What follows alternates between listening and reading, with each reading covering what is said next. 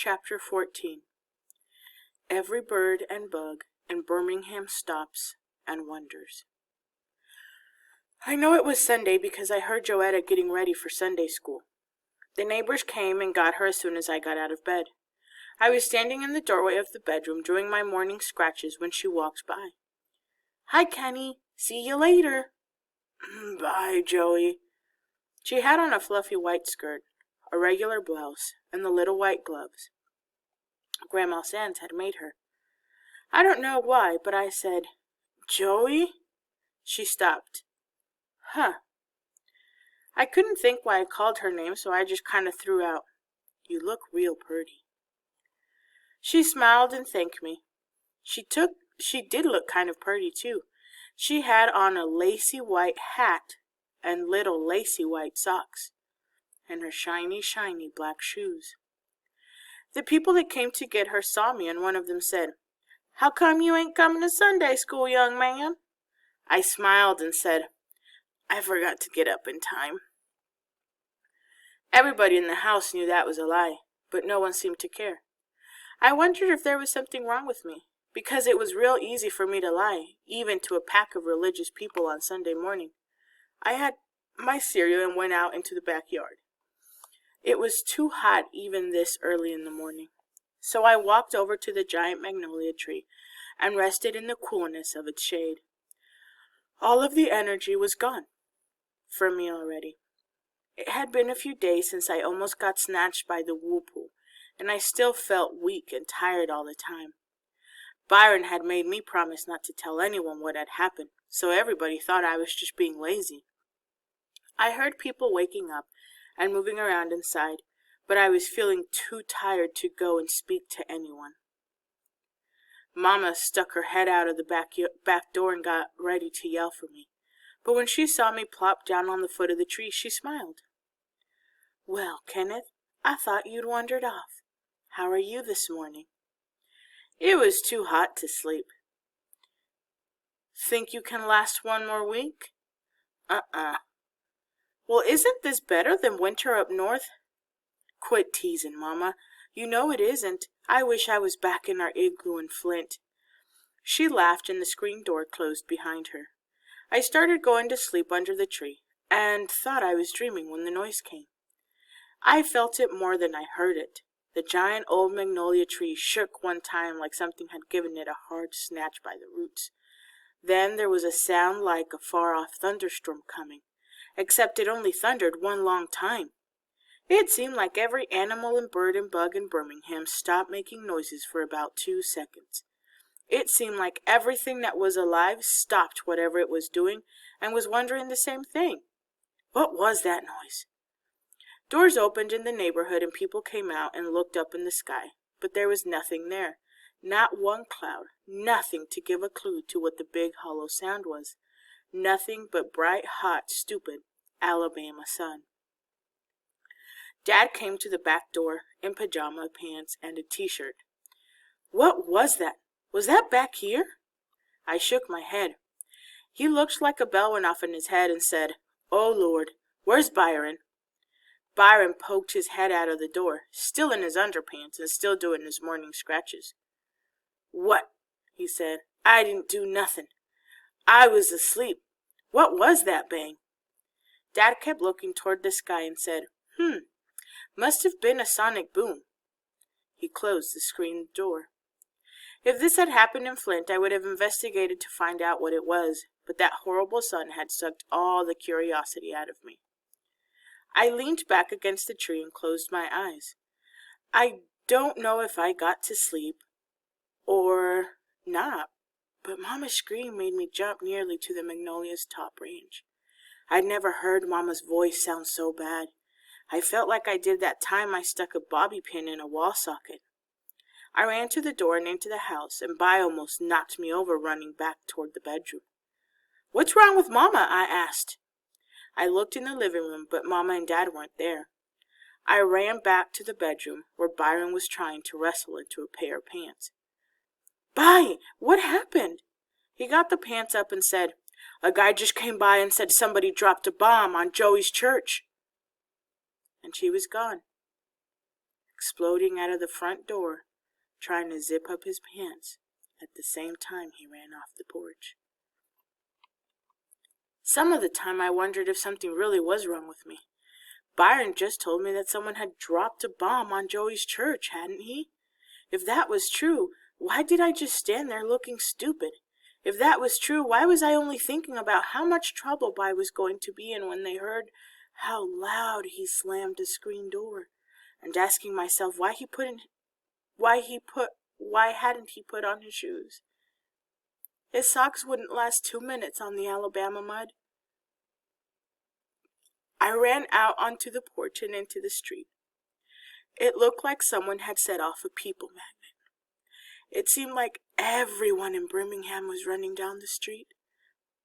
It looked like a river of scared brown bodies was being jerked in the same direction that By had gone. So I followed. I guess my ears couldn't take it, so they stopped listening.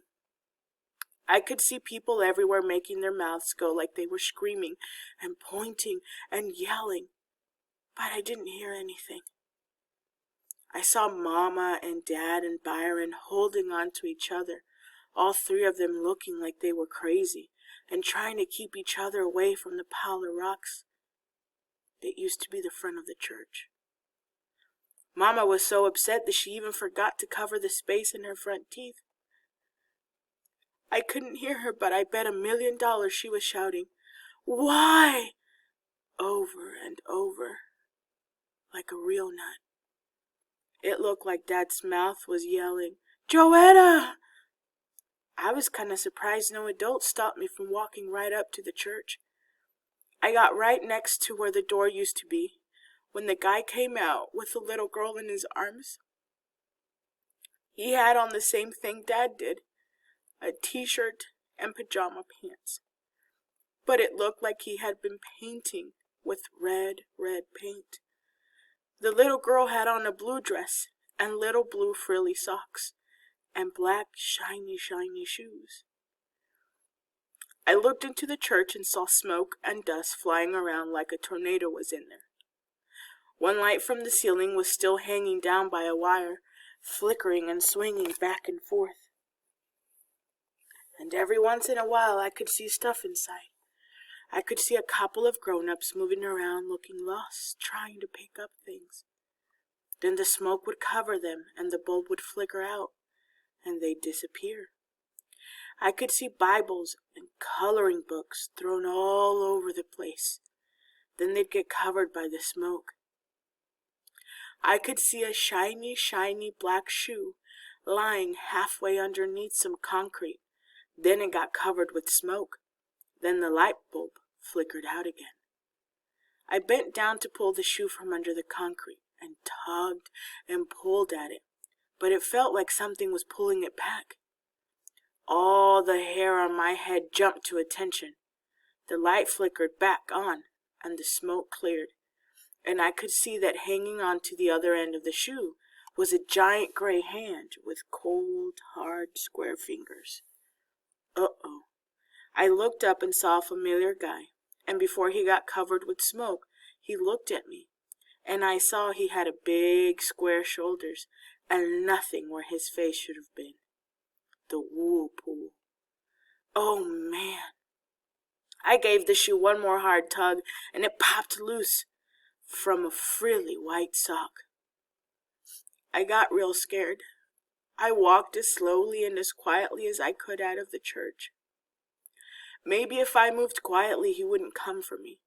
Maybe if I walked and didn't look back, he'd leave me alone. I walked past where the adults were still screaming and pointing. I walked past where the guy had set the little girl in blue, right next to where someone else had set a little girl in red. I knew if Joetta sat down to those two, their dresses would make the red, white, and blue of the American flag. Grown-ups were kneeling down by them, and the adult's hand fluttered down toward the little girls. Then, before they touched anything, fluttered back up, over and over. Their hands looked like a little flock of brown sparrows that were too nervous to land. I walked past people lying around in little balls on the grass, crying and twitching. I walked past people squeezing each other and shaking. I walked past people hugging trees and telephone poles, looking like they were afraid they might fly off the earth if they let go. I walked past 1,000,000 people with their mouths wide open and no sounds coming out. I didn't look behind me and walked back as quick as I could to Grandma Sand's house. I felt like I floated up the front stairs. Then I made sure the screen door didn't slam and took my shoes off and went in and sat on my bed. I hadn't remembered to make it that morning, so I got up and tucked the sheets in and fluffed up the pillow like Mama does. I sat back on the bed and looked down at my hands. They were acting like nervous little sparrows too, so I squeezed them between my knees. I reached in my pocket and took out the shiny, shiny shoe. When me and the Whirlpool were trying to grab it away from each other, the back part had gotten ripped. Man, the shoe was ripped like it was made out of paper. The picture of the little white boy with the little girl's hairdo and the dog was torn right in half. All that was left was the dog smiling at me like he had just eaten a cat. I tried to remember if I'd been mean to Joey this morning. I guess I hadn't. I never did tell her how she helped Byron save my life in the water. I guess I should have. Where'd you go? How'd you get back here so fast? How come you changed your clothes? My ears had decided to work again. I looked up toward the door but stopped looking when I saw the white frilly socks standing on the wooden floor in front of my door. I guess the Whirlpool was taking Joey around for her last visit. I was afraid to look up. I was afraid to look at her face. I knew I'd see the Whirlpool's rope tied around her waist. "Hi, Joey," was all I could think of saying. "Where's Mama and Daddy?" "Oh, you'll probably get to see them next. He takes you around to see your family before you go." She sat beside me on the bed. I still wouldn't look at her. I dropped the shoe and used my knees to stop the sparrows from fluttering around. Oh man, this was very scary. I'd seen the two little girls on the grass in the red and the blue dresses, and I didn't want to see my little sister that way too. "What's wrong with you, Kenny? How come you're looking so funny?" "I guess I should have told you thanks for saving my life, huh? Is it too late to tell you that?" Joey didn't say anything for a second, then got off the bed. "Why are you acting so crazy? Where's Mama and Daddy? What's that you dropped? What are you trying to hide?" She picked her shoe up from where I dropped it. "Ooh, Kenny, whose shoe is this? What did you do to it?" "It's yours, Joey. I got it from the Whirlpool." "You better quit trying to scare me, Kenny, or I'm going to tell Mama. This better not be my shoe or you're in big trouble, Buster." Joey walked out of the room, but I still couldn't look at her. The Whirlpool was stopping her away. "Joey!" After a second, she came back into my room. "What?" She was sounding real mean. I didn't look up. I kept looking at my hands. "I love you." Whop! The shiny ripped black shoe hit me right in the chest. "Whose shoe is that?" I finally looked up to see what Joey looked like. There were no ropes around her waist, and nobody with square toes was hanging around. But what really surprised me was that Joey had both of her shiny black shoes in her hands. She'd taken them off at the front door. "Kenneth Bernard Watson, you better tell me what's going on or I'm really gonna tell. I'm not playing with you." Joey was imitating Mama so much that she didn't say Bernard. She said Bernard. "Joey, didn't you go to Sunday school?" "You know I did." "Don't you know what happened?" Look for part 2